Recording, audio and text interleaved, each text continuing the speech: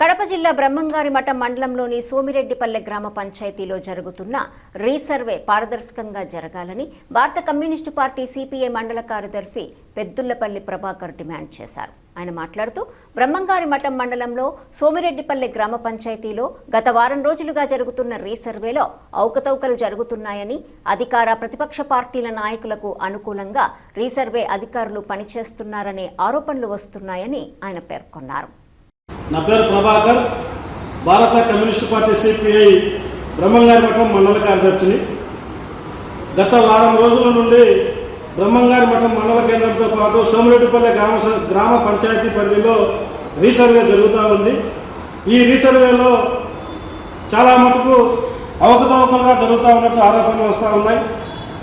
బ్రహ్మంగారిమఠం మండలంలో 1995 తర్వాత 2007 అసైన్మెంట్ ఎప్పుడైతే స్టాప్ అయిందో 2014 నుంచి 2026 వరకు భూ కబ్జాలు క్రమేణా జరుగుతూ ఉన్నాయి.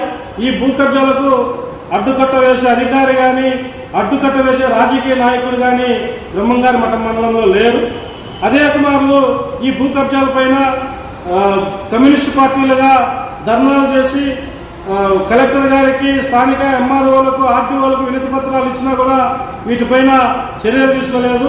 గత 2025 సెప్టెంబర్ ఆ పరిధిలో ఎమ్మెల్యే గారు గోల్డెన్ సర్వే పేరుతో మండలం మొత్తం మీద ఎన్ని ఎకరాలు కబ్జా అయింది, మొత్తం ఉన్న భూమి ఎంత కబ్జా అయింది, ఎంత అనధికారికంగా ఉందని చెప్పి ఒక సర్వే చేయించారు. ఆ సర్వే మేము అప్పట్లో ఎంఆర్ఓ గారు అడిగితే ఎంఆర్ఓ గారు డిసెంబర్ నాటికి ఇది పూర్తవుతుంది, డిసెంబర్ తర్వాత మీకు ఏదైనా సమాచారం ఇస్తామని చెప్పడం జరిగింది.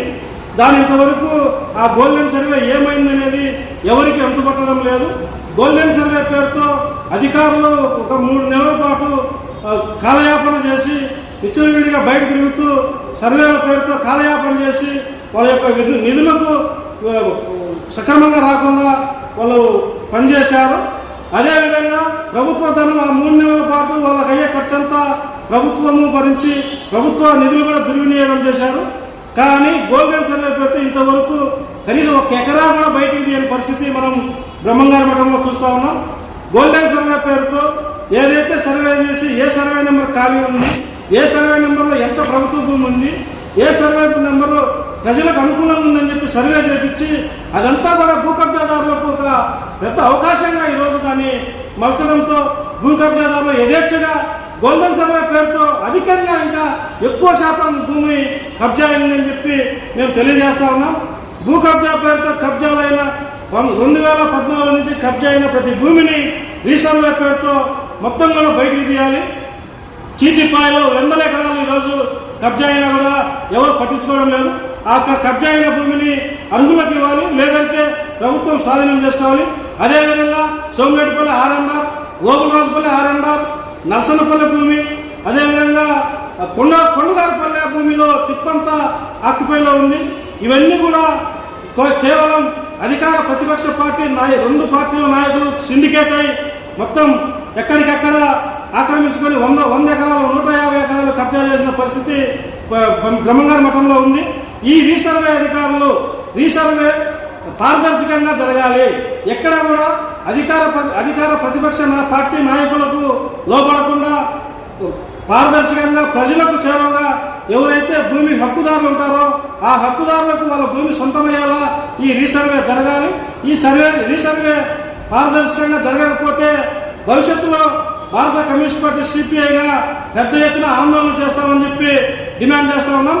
అదేవిధంగా కొంత వాగు పారంపోకు, వంక పారంపోకు పేరుతో మఠంలో దీప్తి స్కూల్ దగ్గర నుంచి ఈ పక్క మొత్తం అంతా కింద ఆక్రమైంది.